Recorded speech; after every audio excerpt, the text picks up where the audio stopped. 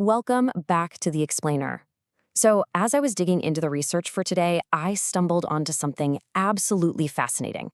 I mean, we've all dealt with it, right? The messy, incredibly infuriating experience of being insulted. But what if we could actually strip away the hurt feelings, put the insult on a workbench, and just break it down like a machine? Well, today, that's exactly what we're doing. We are exploring the structural mechanics of insults. It's a completely different, almost clinical lens for viewing interpersonal conflict, and honestly, it's a real game changer. Okay, let's dive into this. Here is the blueprint we'll use to dismantle the mechanics of social friction piece by piece today. 1.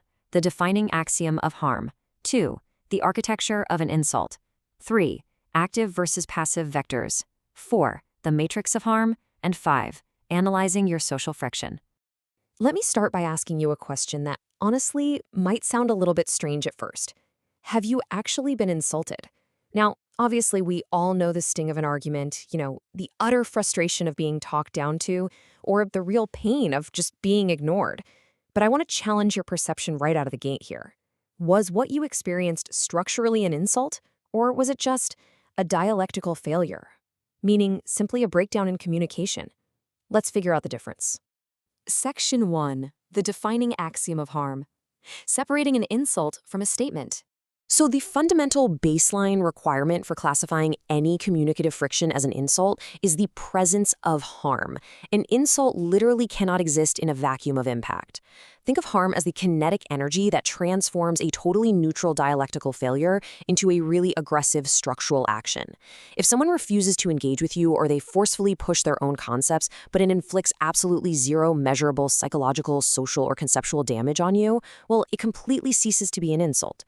Without that measurable damage, the instigator has merely stated a diverging position. And that's true no matter how intensely hostile they feel on the inside or, how terribly they articulated it. This leads us right into something academics call speech act theory. And within this framework, there's a really surprising takeaway. An insult isn't defined by what the speaker meant to do. Not at all. It's defined strictly by what actually happened. Academics call this the perlocutionary effect. So the crucial point here is that intent doesn't actually matter when you're defining an insult. The actual consequential damage inflicted on you, whether that's a hit to your status, your psychology, or your social standing, that is the trigger that classifies the interaction as an insult. The sociologist Pierre Bourdieu gave this a really brilliant name, symbolic violence. He described it as power imposed not through physical force, but through the aggressive imposition of categories of thought. So, if you've ever walked away from a conversation feeling totally diminished, exhausted, or just deeply invalidated, your emotional experience is incredibly valid. You have literally just been on the receiving end of a non-physical, structural act of violence. Section 2. The architecture of an insult. The engine of the machine. When we pop the hood and actually look at the mechanics, an insult isn't just about throwing around swear words. It operates through what we can call a dual mechanism. First, there's abject refusal, which is the deliberate total shutdown of the dialogue. Second, conceptual enforcement, which is them unilaterally forcing their reality onto you. Academics like Fricker and Spivak refer to this combination as epistemic injustice. I found this absolutely fascinating.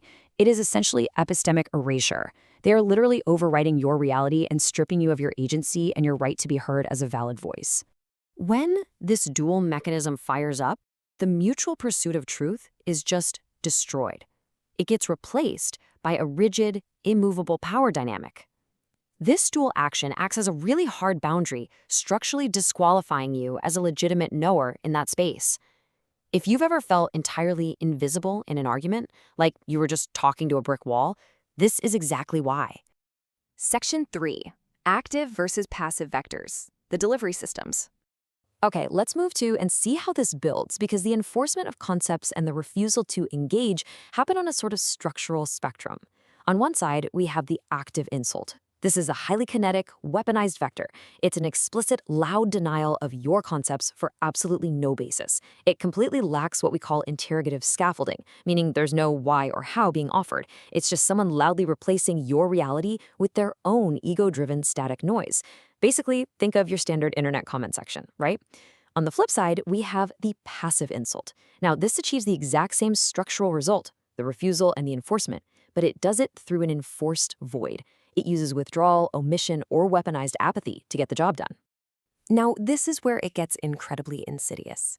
In this framework, silence is actually a kinetic action.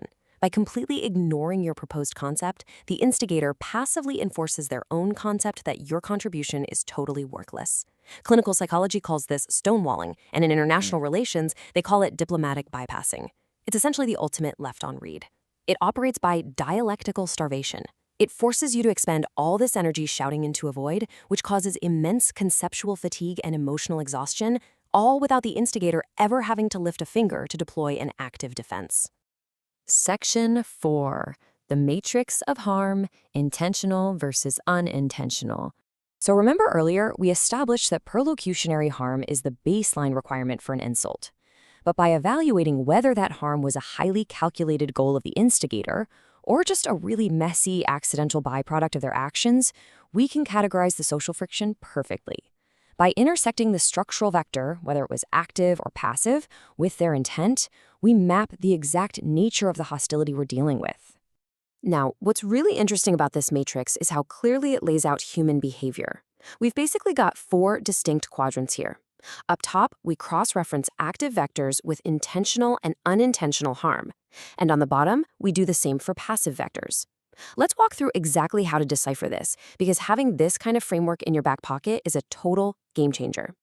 All right, in quadrant 1, active and intentional, we have weaponized erasure. This is where the instigator actively deploys a baseless concept with the specific calculated intent to degrade your status. They are explicitly trying to hurt you. But look at quadrant 2, active and unintentional, reactive ignorance. Here, someone might aggressively shout you down, but their primary goal isn't actually to harm you. It's a panicked ego defense mechanism. They perceive a threat to their own worldview and they just lash out due to their own intellectual fragility.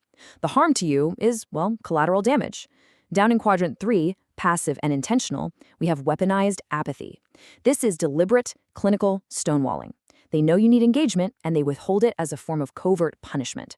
Finally, quadrant 4, passive and unintentional, solipsistic drift. They ignore you simply due to a profound lack of awareness or extreme self-absorption. They aren't plotting against you at all. They are just entirely stuck in their own orbit. But hey, the resulting invalidation hurts just the same, doesn't it? Section 5. Analyzing your social friction, the practical blueprint. I want you to think of this 3-step checklist as your own personal psychological shield. The very next time you walk away from a really bruising conversation, just run it through the machine. Step 1. Was there an abject refusal to engage coupled with a unilateral enforcement of their own concept? Step 2. Did that dual action actually cause measurable perlocutionary harm, or was it just a statement? And step 3. Map the coordinates. Was the action active or passive, and was the harm intentional or an accident born of their own fragility?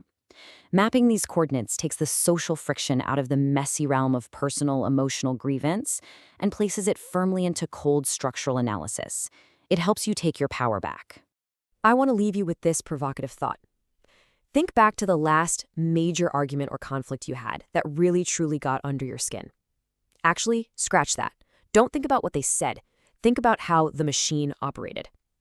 Using this matrix, what were the structural mechanics of your last major argument? Was it a clear case of weaponized erasure? Or was it just reactive ignorance masquerading as strength? Try applying this academic lens to your own life this week and see how it completely changes the way you process the world around you. Thanks for joining me on this explainer, and keep questioning the structures around you.